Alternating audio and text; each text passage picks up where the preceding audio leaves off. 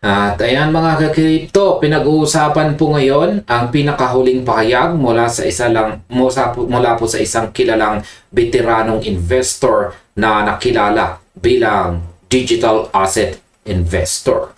Kung saan ay hayagan po niyang idiniklarang nagsisimula na ang isang bagong bull market para kay XRP. Ayon po sa kanyang ibinahagi, ang nasabing pananaw ay ibinatay po niya sa mga nakaraang komento at pagbabago ng pananaw ng tagapagtatagpo ng Cardano na si Charles Hoskinson. Ayan, ang founder ng Cardano na si Charles Hoskinson. Pati na rin sa pagdagsa ng mga kilalang personalidad na naganap po sa Wyoming Blockchain Symposium.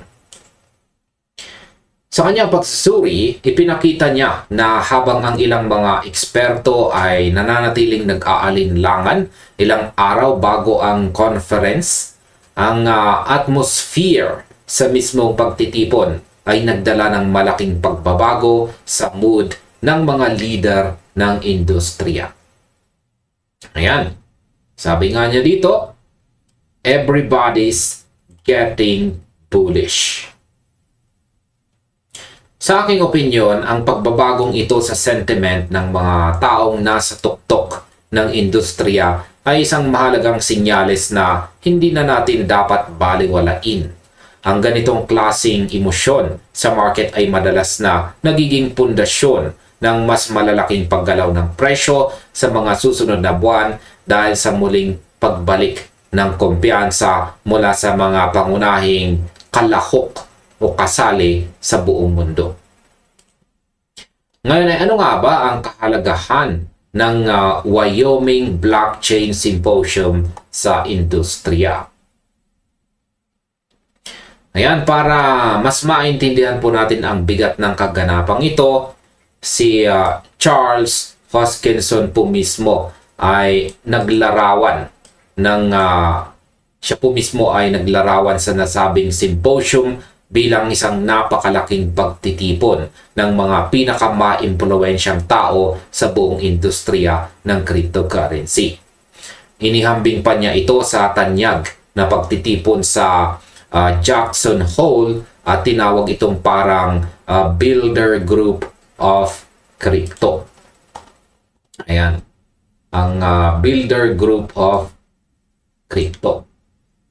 Yan po ay upang bigyang diin ang dami ng mga matataas na opisyal, politiko at leader ng technology na dumalo upang pag-usapan po ang hinaharap ng finance.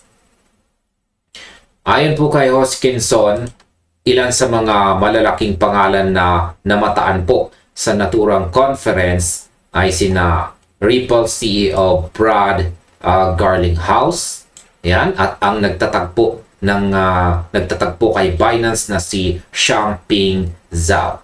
Bukod dito, napansin din ang kanilang mga naging pakikipagtagpo at usapan sa mga kilalang mambabatas sa United States tulad po ni na Senator Cynthia Lummis at saka Senator Tim Scott.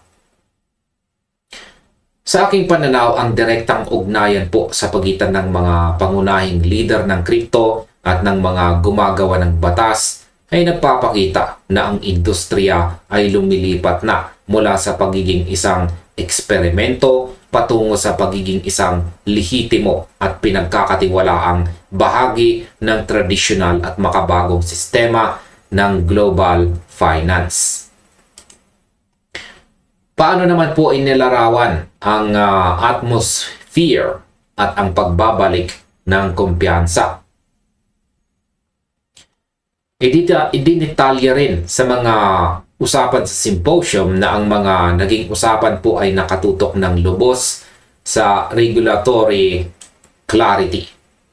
Ang magiging kinabukasan ng mga balitan ng finance, yan, at iba pang mga pagbabago na direktang nakaaapekto sa buong sektor ng mga digital asset. Ipinahayag po ni Hoskinson na ang pangkalahatang pakiramdam sa pagtitipon ay naging lubhang positibo kung saan sinabi niyang muli nilang nakuha ang kanilang sigla at kumpiyansa sa market. Ayan. Sabi niya dito, we got our pet back on our step. Sa isang bahagi ng kanyang pahayag, binigkas po niya ang linyang nagsasabing papalapit na po ang bull market at nararamdaman na ito ng lahat ng nasa loob ng industriya. Ayan, sabi niya dito, the bull market, yan, the bull market is coming. We all feel it. Yan. Ang pahayag na ito ay mabilis po na ginamit ni digital investor upang patibayin ang kanyang sariling positibong pananaw para kay XRP. Para sa aking opinyon, ang psychological na aspetong ito sa market ay napakalaki ang ginagampanang papel. Kapag ang mga veterano na ang mismong nagsabi na nararamdaman nila ang pagbabago ng takbo ng hangin, madalas itong sumasalamin sa aktual na pagdagsak ng mga bagong kapital mula sa mga investors na nag-aabang lamang ng tamang hudyat upang pumasok muli sa laro. Ngayon ay paano naman po nakaaapekto ang sidelined liquidity sa kinabukasan ni XRP?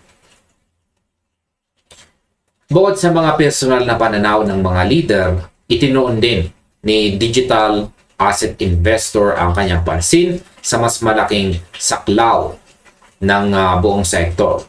Partikular na po ang kabuang market capitalization ng cryptocurrency na kasalukuyang nasa tinatayang $2.6 trillion habang naghihintay po siya ng mas mataas at malaking numero sa mga susunod na yugto.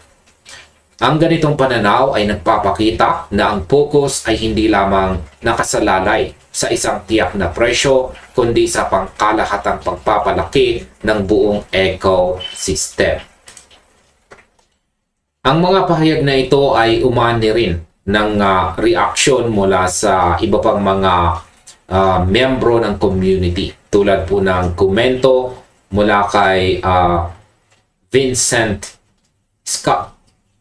Ayan po siya, highlight lang natin. Vincent Scott, na nagsabing ang pinakamahalagang tanong ngayon ay kung gaano karaming liquidity o pondo ang kasalukuyang naghihintay sa gilid habang nag-aabang sa tamang momentum. Ayan. How much liquidity is waiting on the sidelines when momentum really kicks in? At ayan mga ka-crypto, sa kabuuan, naniniwala ako na ang kombinasyon ng mga positibong balita sa regulasyon, ang pagdalo ng mga pangunahing institution sa mga ganitong conference, at ang napakalaking halaga ng liquidity na naghihintay lamang na kumilos ay mga malinaw na indikasyon na si XRP at ang buong market ay patungo po sa isang mas masigla at malawak na yugto ng paglago ngayong taong ito. At ayun, hanggang dito na lamang po tayo sa video na ito mga ka-crypto. Marami pong salamat sa inyong panonood. At kung nagustuhan po ninyo ang panonood sa video na ito, maaari na rin po ninyong isunod na panoorin ang recommended video natin dito.